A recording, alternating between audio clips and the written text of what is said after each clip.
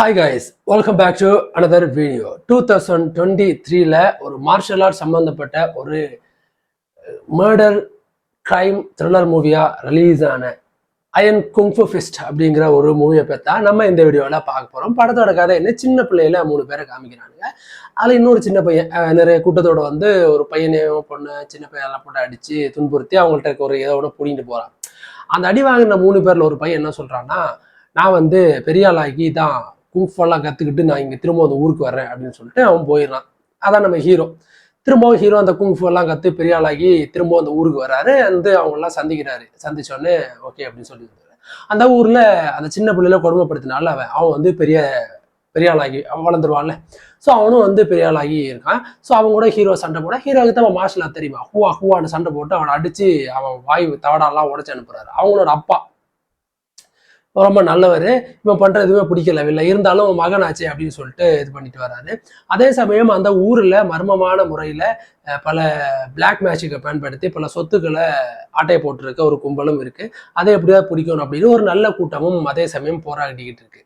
இப்படி இருக்கிற பட்சத்துல ஒரு நாள் என்ன பண்றாங்கன்னு சொன்னா, அந்த வில்லனும் அவனோட அப்பனும் சேர்ந்து ஹீரோவை கொல்றதுக்கு ஆள் அனுப்புறாங்க. ஹீரோ ஒரு பக்கம் ஃபைட் போட்டிருக்கு. அதே சமயம் இந்த வீட்டுக்குள்ள வந்து அந்த பொண்ணை ரேப் பண்ணி அவங்களோட அண்ணாவை கொலையும் பண்ணிட்டு போயிடுறானுங்க. ஹீரோ வந்து உக்கிரமாயிடுறான். அதுக்கப்புறம் ஹீரோ வந்து அவங்கள பழி வாங்கணும் அப்படின்னு நினைக்கிறான். ஸோ அப்படி பழி வாங்கினான்.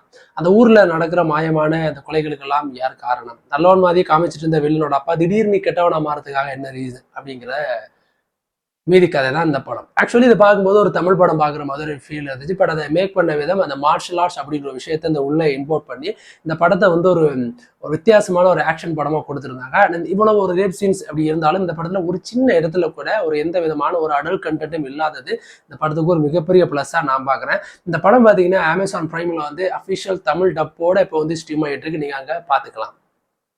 இந்த படத்துல எனக்கு பிடிச்சது வந்து இந்த கதையோட அந்த படத்தோட மேக்கிங் வாய்ஸ் தான் எனக்கு ரொம்ப பிடிக்கும். ஹீரோ எப்படி போறாரு, ஏன் அங்கிருந்து வெளில வர்றாரு, ஸோ எதனால வந்து ஹீரோக்கும் வில்லனுக்கும் சண்டை வருது, வில்லனோட அப்பா வந்து நல்லவரா இருந்தாரு, எதுக்காக கெட்டவரா மாறினாரு, உண்மையிலே ஒரு நல்லவர் அப்படின்ற விஷயத்த எல்லாமே ரொம்ப டீட்டெயில்ஸா எங்கேயுமே லேக் அடிக்காம காட்சிக்கு காட்சி வந்து பொருத்தமா வந்து மேக் பண்ணியிருக்காரு. ரொம்பவே பார்க்க ரொம்ப இன்ட்ரெஸ்டிங்கா இருந்துச்சு. அதெல்லாம் வேற மார்ஷல் ஆர்ட் படங்கள்லேயே வந்து வித்தியாசமான மார்ஷல் ஆர்ட் படங்கள்லேயே ஹை குவாலிட்டியா காமிக்கப்படுறது இந்த படங்களோட அந்த மார்ஷல் ஆர்ட்ஸோட சம்மந்தப்பட்ட சண்டை காட்சிகள் தான். பட் அந்த சண்டை காட்சிகளை ஃபென்டாஸ்டிக்கா வந்து கிரியேட் பண்ணியிருந்தாங்க. தண்ணிக்குள்ள பறந்து போறதாகட்டும், மரத்துல கால் வச்சு பறந்து ஃபைட் பண்றதாகட்டும், அடிக்கிற விதங்கள், அவங்க கையை சுழற்ற விதங்கள், ஸோ இந்த மாதிரியான பல அந்த ஃபாட் வச்சு கத்தி வச்சு சண்டை போடுற விதங்கள் அப்படின்னு அவங்க காலால மூவ்மெண்ட் பண்றது அந்த மார்ஷல் ஆர்ட்டை, ஸோ அது மாதிரியான ஒரு சூப்பரான ஒரு கலைகளை வச்சுக்கிட்டு இந்த படத்தை வந்து ஒரு இந்த காலத்துக்கு ஏற்ற மாதிரியான ஒரு படங்களை எப்படி கொடுக்க முடியும் அப்படின்ற விஷயத்தையும் வந்து அந்த இடத்துல வந்து பதிவு பண்ணியிருப்பாங்க. அதே மாதிரி ஹீரோ ரொம்ப அழகாவே நடிச்சிருப்பாரு. சின்ன பிள்ளை ரொம்ப ஆக்ரோஷமா போறதாகட்டும், மார்ஷல் ஆர்ட் கத்துக்கிட்டதுக்கு அப்புறம் அவர் எப்படி ஆக்ரோஷமா மாறுறாரு அப்படின்ற விஷயம், அதே சமயம் வந்து ரொம்ப சாஃப்ட்னஸா இருக்கும்போது அவர் கட்டிக்க ஒரு பொண்ணே ரேப் பண்ணதுக்கு அப்புறம் அவர் எவ்வளவு வந்து கொடூரமா மாறுறதுக்கு அப்புறம் அவரோட அந்த கலையை வச்சு அவர் என்னெல்லாம் பண்றாரு அப்படின்ற அந்த டிரான்ஸ்ஃபர்மேஷன் ஆஃப் ஆக்ஷனை வந்து ரொம்ப அழகா வந்து காமிச்சிருப்பாரு. ஆக்சுவலி படத்தோட ரன்னிங் டியூரேஷன் 1 hour 29 minutes தான், 130 minutes தான், 130 hours தான் ஆக்சுவலி. பட் அதுக்குள்ளே வந்து அழகான ஒரு ஃபேமிலி சம்மந்தப்பட்ட ஒரு தமிழ் படம் பார்க்குற மாதிரி ஃபீலை வந்து கொடுக்க முடிஞ்சிச்சு. அண்ட் வழக்கமாக பார்த்தீங்கன்னா வந்து இந்த ஜாப்பனீஸுக்கும் சைனீஸுக்குமே வந்து ஒரு சின்ன வேறுபாடு எப்பவுமே இருந்துகிட்டே இருக்கும். ஸோ அதையும் ஒரு இடத்துல வந்து இன்வெர்ட் பண்ணியிருப்பாங்க. ஆக்சுவலி ஒரு ஜாப்பனீஸ் படம் தான் இது. அந்த ஜாப்பனீஸ் படங்கள்ல எந்த விதமான ஒரு அடல்ட் கண்டென்ட்டுமே ஒரு சின்ன சீன் கூட அதுல இருக்காது. ஸோ அப்படியான ஒரு தமிழ் படம் பார்க்குற மாதிரியான ஃபீலை, இன்க்ளூடிங் அந்த தமிழ் டப்போட இருக்கிற ஒரு படத்தெல்லாம் யாருக்கு பார்க்க பிடிக்காது. டெஃபினட்டா எனக்கு இந்த படம் ரொம்பவே பிடிச்சிருந்துச்சு. படம் பார்த்து முடிச்சதுக்கப்புறம் வாவ், ஒரு தமிழ் படம் பார்த்த போதே ஃபீல் இருக்கு அப்படின்றது, ஒரு ரிவெஞ்ச் ஸ்டோரி ரேப் பண்ணிடுவாங்க இந்த மாதிரியான படம், அதை கொஞ்சம் மார்ஷல் ஆர்ட்ஸோட கலந்து அந்த கலைகளோட பார்த்தா எப்படி இன்ட்ரெஸ்டிங்காக இருக்கும் நமக்கு. ஸோ அதை தான் அந்த படத்தில் கொடுத்துருப்பாங்க. இந்த படத்தை நீங்கள் மிஸ் பண்ணாமல் பார்க்கணும். அண்ட் டெஃபினட்டாக ஃபேமிலிஸோட தாராளமாக நீங்கள் உட்காந்து பார்க்கலாம். இந்த ஃபைட் சீக்வன்ஸ் எல்லாம் யாருக்கெல்லாம் பிடிக்குமோ அவங்களுக்கெல்லாம் வந்து இந்த படம் வந்து டெஃபினட்டாகவே ஒரு சூப்பரான படமாக இருக்கும். ஃபைட் படத்தில் எக்கச்சக்கமாக இருக்கும். குறிப்பாக கிளைமேக்ஸ் பார்ட்ஸ் எல்லாம் கிட்டத்தட்ட ஒரு 25 நிமிஷம் ஒரு ஃபைட்ஸ் அப்படியே கண்டினியூஸாக வந்துட்டே இருக்கும். அது எல்லாமே சூப்பராக இருக்கும். இந்த படத்தில் லொக்கேஷன்ஸ் எனக்கு ரொம்ப பிடிக்கும்.